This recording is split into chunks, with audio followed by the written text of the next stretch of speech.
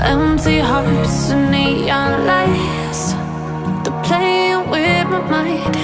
Gotta get out of here tonight. Oh, I wanna run off and fly, and I'll tell myself it's fine to be alone, just to find somewhere that finally feels like home. Oh, oh, oh. I hate all this overthinking. Oh, oh, oh, oh.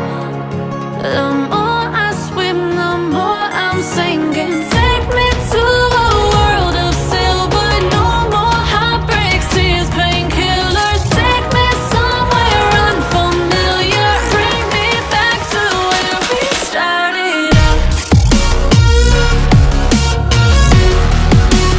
Get me out of now, to where we started out. Get me out of now, to where we started out. La la la la la, oh, oh. Get me out of broken hearts and starting fights, turning truth to lies. Gotta get up, stop wasting time. Yeah, I wanna run off and fly, and I'll tell myself it's fine to be alone, just to find somewhere that finally feels like home. Oh, oh, oh. I hate all this overthinking. Oh, oh, oh, oh. Kok cuman sistem perawatan saya nggak paham apa kepiye ini. Iki bukan sistem perawatan sih nggak paham, Jadi cuman karena memang virus, yang virus kan intinya nang perawatan. perawatan ya sudah ngomong yuk ahli ini eneng akeh cuman Jadi kan ya, saya ini untuk ngatasi virusnya lah. ah, Terus nganggo apa sampai? apa itu yang semalam itu yang pakai Jiplo apa Jiplo pakai bahkan ada yang ngasih tahu pakai apa Reclean campur apa pemutih pakaian itu campur pakai rinso. Nah pakai rinso coba sama juga Itu dia pakai. diaduk. Kalau yang udah mati itu bang disiramkan ke yang apanya yang kenanya itulah ya. Itu memang warnanya coklat cuman nggak ada efek apanya nggak ada. Tujuannya supaya nggak Matikan virus itu.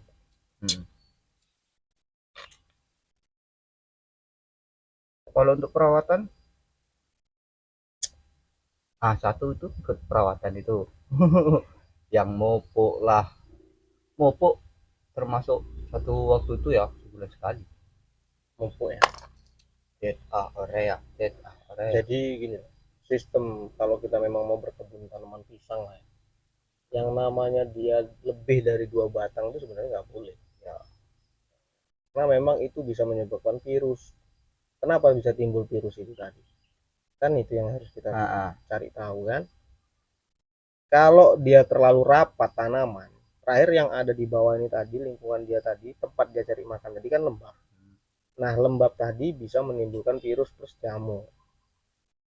Terakhir akar yang dipakai dia untuk menyerap unsur hara tadi itu kena penyakit. Terakhir dia nggak bisa menyerap unsur hara untuk tanaman itu sendiri.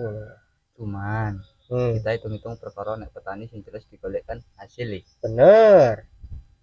Nek hitung-hitung nek koyo kita sistem dagang lebih menguntungkan kita jual daun, makanya nggak dimatiin anak-anaknya.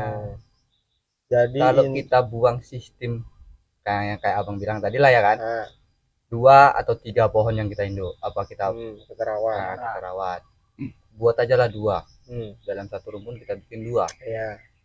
Minimal kalau itu paling kenceng itu berapa 8 atau 9 sisir. buat kalau buah pertama itu, pohon pertama, buah induk pertama itu buat aja 12 sisir. Kita buat tadi 8.000 satu Ya. sisirnya, udah mentok itu, udah tinggi tuh harganya. 8.000 udah mentok lah. Nah, 8.000 kali 12 baru dapat berapa kita? 92.000. Dalam 96.000. Per pokok. Nah. Itu yang buah supernya. Ya. Yang anak kedua ketiganya kan belum tentu sama. Hmm. Jadi kalau dalam satu rumpun cuma buat aja, udah kita pukul ratakan yang ketiga-tiga ini 50.000, dalam satu rumpun udah berarti 150.000 lah. Pukul ratanya 150.000 sampai dia mati. Jadi kalau seandainya satu rumpun kita piara, contoh ini ada 10 rumpun, ini kita jual per pelepah, enggak per pelepah, per lipat. Dalam satu lipatnya itu 2 pelepah setengah, harga 2.500. Untung mana? Jadi gini loh, tujuan utama tadi apa? Kan Ya, gitu sih. Kita mau nanam pisang, ya, yang mau kita ambil buahnya atau daunnya. daunnya. Kalau Emang memang prosedurnya daun, itu, daunnya kalau memang daunnya berarti kan ya ngapain lagi kita pikirin buahnya ya, gitu betul, loh. makanya itu Berarti intinya nanam pisang ini nggak diambil buahnya, enggak. tapi daunnya. Kalau ada buahnya ya enggak jadi masalah. Istilahnya buah tadi bonus jatuhnya kan. Betul. Nah, penghasilan utamanya di daun. Di daun. Karena kan udah dihitung, itulah perkaliannya yang tadi. Iya. Kalau seandainya kita piaralah ini untuk kita menghasilkan buah, udah jelas di sini rawan hama, rawan penyakit. Hama nggak kayak jenis penyakit, baratnya nggak kayak penyakit itu aja. Salah satu daripada nanti kita yang nggak yang namanya di sini lingkungan penduduk juga sama kepala ireng. Mana tahu ya, kita kan punya ya, silakan kalau Ya, ada yang ngambil, kalau memang kayak ini ya nggak jadi masalah kan gitu.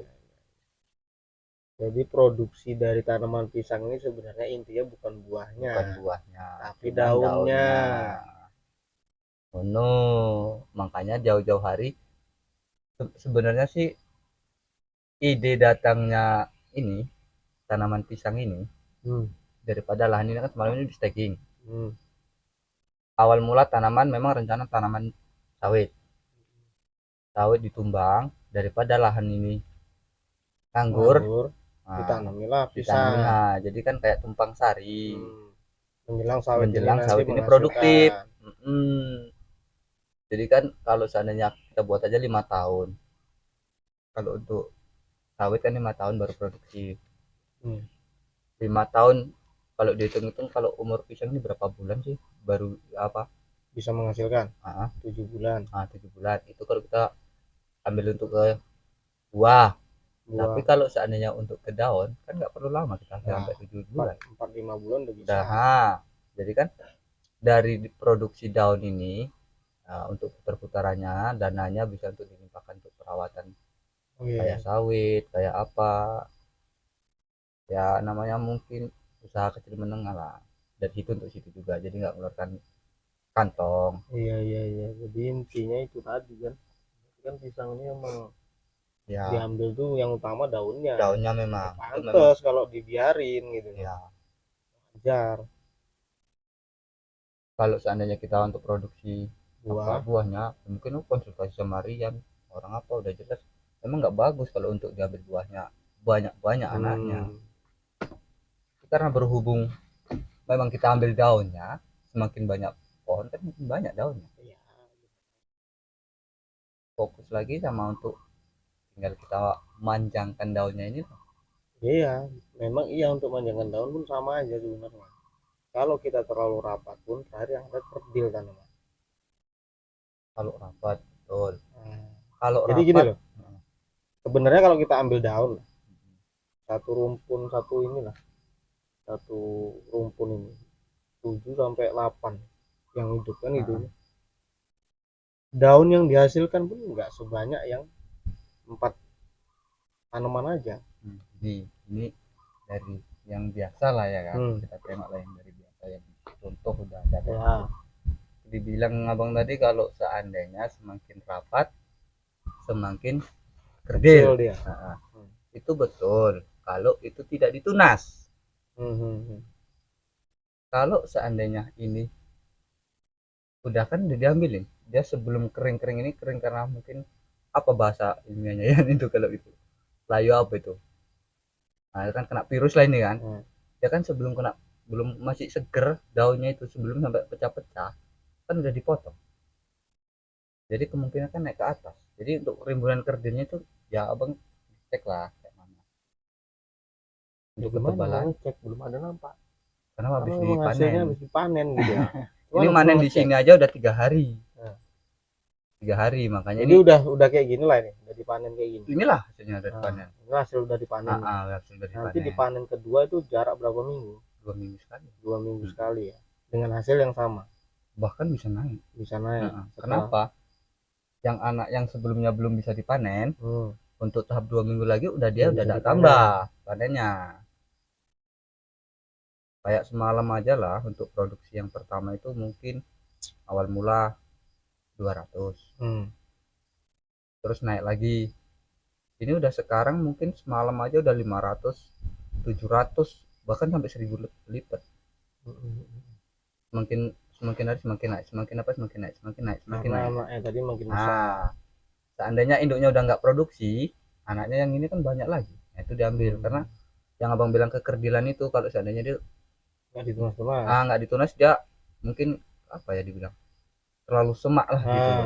Iya. Jadi kalau ini kan nggak ada semaknya, kayak mana ini perawatan memang betul nggak ada sama sekali, total nggak ada perawatan ini bang. Mau pupuk pun nggak sekarang ini enggak. Kenapa dibilang dipupuk? Kalau dipupuk orang tulang daun nggak suka,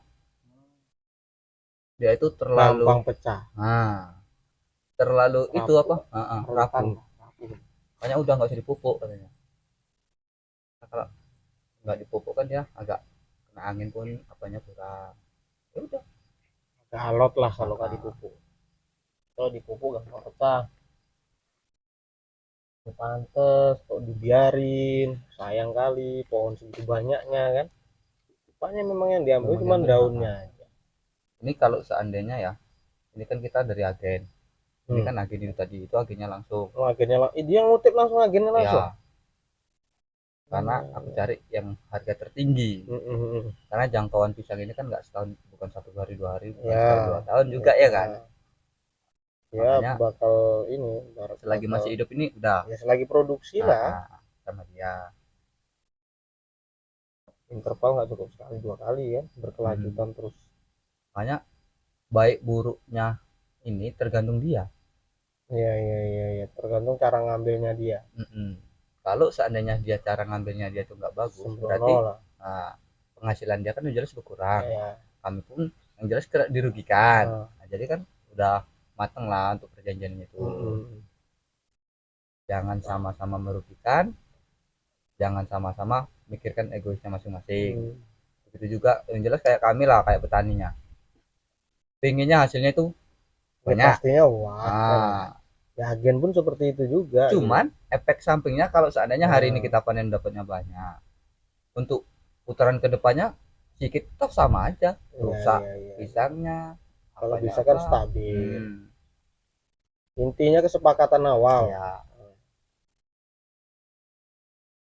Memang ya dari hasil ini untuk perawatan ini nggak mengeluarkan dana sepeser pun, bahkan masih ada lebih. Ya itu udah pasti memang. Ini kan gini, ini global semuanya, itu lain yang 1,5 hektar sana ya yang kosong itu. Ini buat aja 2 hektar. Untuk tapi kita lain cerita, kita beli bibitan ya. Kalau bibit udah jelas dananya kan banyak. Beda lah, jangan masukkan lah bibit itu. Untuk perawatan ini bahkan bisa dibilang 70-30. 30 untuk perawatan. Nah, pengeluarannya yang 70 banyak masuk ke kantong. Itulah banyak. Hasil dari pisang tadi. Untuk sambil menunggu tanaman produksi. Itu udah dirasakan loh. Iya, kalau ini udah jelas, udah nampak. Karena untuk pengolahannya ini baik itu yang jelas awak yang ngatur. Memang sih kebanyakan kalau orang di stacking lahan sambil nunggu tanaman lah. Nggak di sini aja sih. Di banyak tempat lah memang pisang. Karena dia bisa dibilang kan gampang lah untuk diatur. Satu untuk menjelang dia produksi. Kemudian ketika sawit kita produksi, cara membasminya pun kan gampang. gitu loh. dibandingin sama tanaman yang Nah, lain. apalagi tanaman keras kan gitu. Lagian ini kan termasuk kalau seandainya yang ini mati, kita tutupkan ke pinggiran apa jadi pupuk loh. Nah, ini memang benar jadi pupuk kan gitu. Cuman hara yang di dalam tadi itu mengandung apa? Makanya kalau kita memang mau taruh kan batang pisang ini tadi di dekat pohon sawitnya supaya dia bisa dimakan sama tanaman sawit, itu minimal kita setengah bulan sekali kita semprot pakai bakteri supaya hasil penguraian batang pisang tadi tidak mengandung virus. Nah, kenapa? Di dalam tanah yang jelas-jelas misal nggak ada pohon pisangnya aja, tanah itu udah mengandung koloid. Itu bakteri yang nggak Koloid bagus ya. itu ya bakteri jahat bisa dibilang. Dia racun bagi tanaman. Apalagi misalnya batang pisang ini kita rubuhkan, kita letakkan di situ. Tujuan kita bagus supaya dijadikan Iya, makanan pupuk, untuk tanaman. Tapi nggak tahu, Tapi kalau kita nggak olah dengan Iya, iya. benar, terakhir jadi penyakit. nggak gitu tahu loh. kita dalam zatnya, dalam apanya ada zat apa ya kan. Ya, betul Gitu. juga itu. Ini caranya disemprot atau dia apa? Yang jelas disemprotkan. Itu apanya apa itu? Nah, banyak sih macam merek ya. Kita cerita merek lah. lah. Paling nggak punya duitnya kita beli M4. Ya. Tapi kalau duit kita agak lumayan, ya belilah yang M21. Kalau yang menengah cari aja Deco Prima, kan gitu. Jadi tujuan kita bagus, ternyata nanti hasilnya itu nggak bagus untuk Ya sih. tanaman. Ya. Nah, yang kecewa siapa? Kita juga. Seharusnya produktifnya produksinya cepat, jadi terlambat juga ya kan.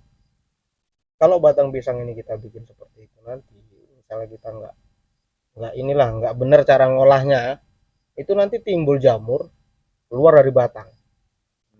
Nah itu bakal keluar itu. Nah itu efek dari bakteri jahat tadi. Ya, Ganoderma itu ya. Yang jelas Ganoderma. Kalau udah Ganoderma katanya yang nyerang, udah nggak ada obatnya. Nah, ditumbang pun kita tanam lagi minimal jarak 1 meter. Yang 1 meter itu kena juga. Jadi kalau Ganoderma itu udah menyerang, ini tanaman yang kena nih. 8 baris ke sana itu kena. 8 baris kemari itu kena, 8 baris ke sana kemari itu kena semua. Nah, udah jelas kena ini 8 baris. Otomatis 8 baris dari sini kena lagi kan terakhirnya. Itu Ganoderma termasuk virus untuk tanaman sawit yang sangat berbahaya. Apa sistem kerjanya? Sistem kerja dia Langsung cara penularannya. uh-uh. Cara penularannya itu melalui akar tanaman. Yang dimakan duluan? Yang dimakan jelas akarnya. Akar, habis itu Baru batang. Kayak apalah ya, lanas entah apa gitu enggak? Kalau ditengok pohonnya di atas sehat. Cuman akar tadi udah membusuk. Kemudian batang tadi barulah dia. Nah, batang yang dihajar dia, yang dimakan dia itu tengahnya dulu. Karena kan batang sawit ini kan dia batang berserabut. Itu yang dimakan dari tengah. Namun pinggirannya itu nggak kena. Sehat. Nah, jangan salah ketika kita lihat tanaman sehat kok. Tiba-tiba kok keluar jamur kan. Iya. Nah, jadi penyerangan virus tadi dari situ. Nah, kita harus antisipasi. Ganoderma itu memang nggak nampak. Ditanam pun 8 baris ke sana, ke samping sana, tetap kena itu. Tetap kena. Nah, itu terjadi udah pernah di daerah Tembilahan itu bisa dibilang hampir 1 dusun itu kena semua. Sampai insinyur dari Bandung pun dipanggil untuk mengatasi itu. Ya sampai sekarang hasilnya ya masih nol. Jadi sekarang orang tuh istilahnya penetralan lahan, ya kan, ini kan pakai bakteri, baru kemudian mereka nanam kacang tanah. Nah, kacang tanah tadi bagus untuk pengurai hara di dalam tanah. Nggak matikan tanah itu ya? Enggak, kacang tanah itu dia mempunyai bakteri Rhizobium yang ada di sela akar. Karena antara buah dan akar itu kan dekat ya. Nah, yang kan ada bintik-bintik putih itu mengandung bakteri Rhizobium. Nah, itulah. Ini kan lahan kan habis di staking. Hmm. Cuman kan untuk penanaman pisang inilah semalam ini kan. dalam jangka 1 bulan kan kami tanam lagi. Cuman untuk pertumbuhan pisangnya kok beda, ada yang bisa dibilang subur, ada yang kurang subur. Di daerah sini juga, Ini satu tempat ini, tempat ini. yang sebelah sana itu kurang, itu anaknya itu bisa dibilang hampir nggak ada. Jadi gini, kalau namanya tanah, jarak 1 meter aja, dia pH udah berubah. Makanya kalau kita tanam di sini bagus, kenapa jarak 2 meter kok nggak bagus? Itu kenapa? Memang beda pH di sini sama pH di situ. Jadi bukan berarti satu hamparan itu pH-nya sama, itu enggak. Boleh dicek lab. Jarak 1 meter aja dia udah berbeda. Satu lab. Nah. Orang lahan yang pernah kita cek itu ya, tempat sama tempat siapa? Isam itu juga beda ya kan? Beda. Beda. Punya abang itu yang kita cek. Jadi enggak bukan berarti lantaran satu hamparan sama, enggak. Makanya dia diambil pukul rata. Untuk Kabupaten Rokan Hilir dulu pernah diterangi. Untuk penetralan pH mau di gambut ataupun di darat. Kalau di darat ya kita pakai M100 itu sekitar 6 ton dalam per tahun per 1 hektar. Sedangkan untuk di lahan gambut itu mencapai 9 ton per tahun. Yang bagus apa yang dipakai pH-nya itu? Untuk apakan pH-nya? Yang jelas ya kalsium. Nah, kalau kalsium murni kita beli berat, ya paling pun yang sanggup kita beli apa? Dolomit. Nah, jadi jangan sepele. Dolomit itu katanya kan, dalam per hektar kita pakai nih, misalnya nanam sawit lah, kita pakai 3 sak aja udah cukup. Kebanyakan. Kebanyakan orang kayak gitu. Kebanyakan orang kan seperti itu kan.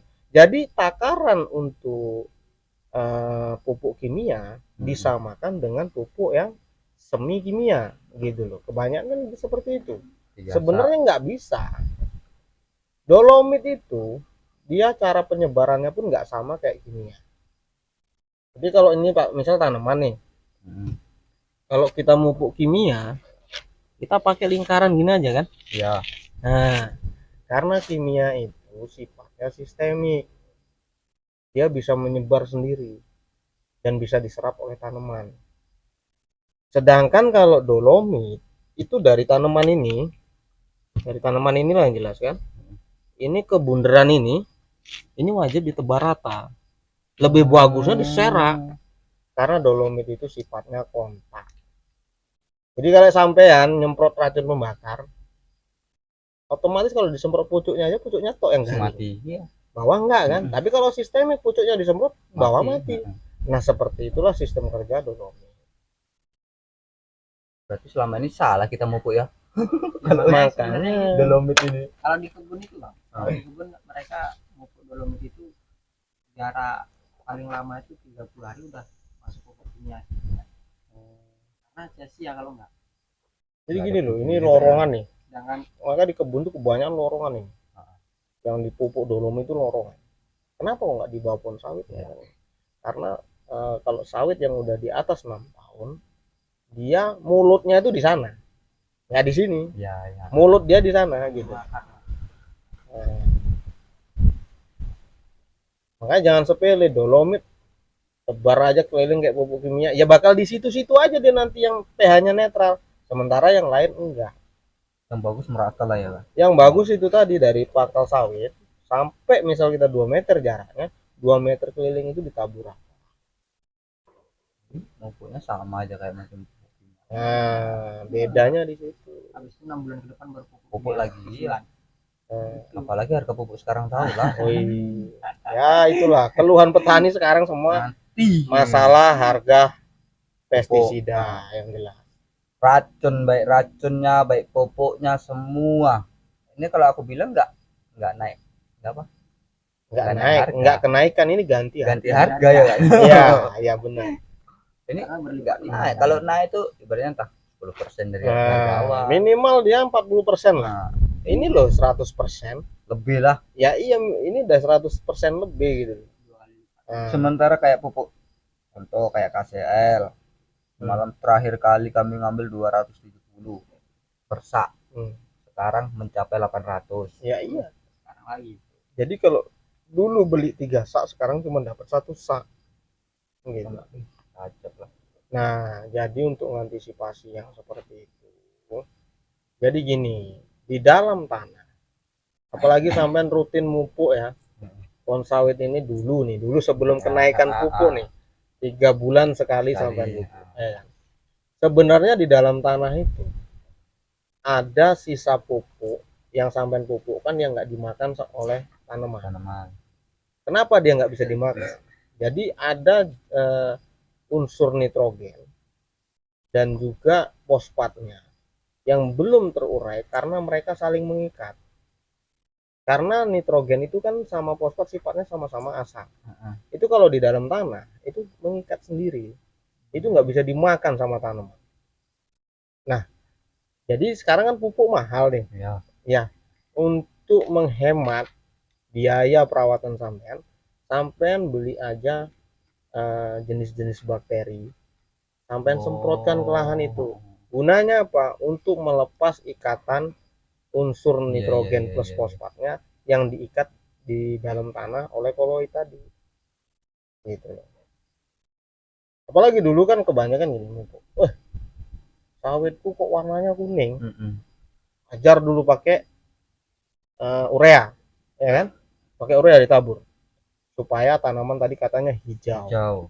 Kan gitu. Kemudian buahnya kok nggak ada nih. Supaya buahnya banyak, kita pakai TSP. Ya. Logikanya ya enggak? Sebenarnya 85% TSP itu larinya ke batang pohon, bukan untuk buah. Nah, buah tadi murni itu kaliumnya, ya, HCl-nya. Ya. Jadi kalau dulu kan biar bobot nih, biar berat pakai TSP. Kebanyakan seperti itu logika orang dulu, ya kan? Tapi setelah dipelajari ternyata TSP itu 85% itu larinya ke batang. Jadi kalau ada pohon sawit yang bodinya kayak inul, itu memang dia kekurangan fosfat. Yang perlu kita pupukkan di situ TSP, bukan urea. Yang minggang lah itu ya. Nah, yang jelas ginilah pohon tadi. Bawah besar, atas kecil kayak botol. Nah, itu dia kekurangan fosfat memang. Nah, fosfat kalau kita untuk tanaman sawit, misalnya udah tanaman sekitar 8 tahun nih, kita pakai yang fosfat yang seperti apa gitu. Alah, yang penting TSP, kan gitu sih. Nah, TSP itu ada 3 jenis. Ada yang triple sol fosfat, nah, ada diamonium fosfat, ada amonium fosfat. Nah, untuk tanaman sawit kalau memang mau yang bagus, minimal ya, kita nggak bisa beli yang amonium, kita beli yang diamonium fosfat. Sistemnya seperti ini, contoh kayak kita mau makan, kalau kita beli yang triple sol fosfat, sampean beli itu padi gabah untuk dimakan, sampean giling dulu ke kilang, sampean masak dulu, sampean biarkan dingin dulu, nah baru bisa sampean. Tapi kalau yang diamonium, sampean beli nasi bungkus di rumah makan Padang, sampai rumah makan. Nah, sistem fosfat seperti itu. Makanya ada TSP, ini cerita merek ya, ada TSP mahkota sekian harganya. Kemudian ada TSP burung sekian harganya. Ada TSP yang satu lagi itu sekian harganya. Kenapa dia berbeda harganya dengan kandungan yang sama-sama 46%? Kan gitu. Ya karena yang membedakan di situ. Kalau kita pupuk yang triple fosfat itu 3 bulan kemudian atau 4 bulan itu baru diserap oleh tanaman. Sementara yang diamonium fosfat sampai pupukkan, jarak waktu setengah bulan dia udah diserap oleh tanaman. Gitu.